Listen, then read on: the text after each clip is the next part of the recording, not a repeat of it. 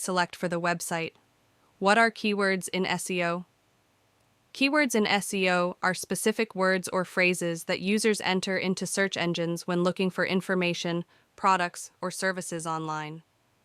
These terms are crucial because search engines use them to determine the relevance of web pages to a user's query. By optimizing your website's content with relevant keywords, you can increase its chances of appearing in search engine results pages, SERPs, when users search for those terms. Keyword research is a fundamental aspect of SEO, helping website owners identify the most relevant and high-traffic keywords to target in their content. Another short definition. Keywords in SEO are specific words or phrases that users type into search engines to find content, which website owners use to optimize their content and improve search engine rankings. In simple terms for understanding, keywords in SEO are words or phrases people type into search engines. They help your website show up when users search for similar topics.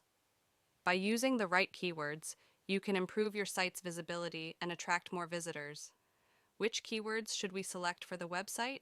In simple words, keywords are the words that people are searching in Search Engine Results page, SERP. We should select keywords that satisfy below given 4 conditions. High search volume, low keyword difficulty, low or medium competition.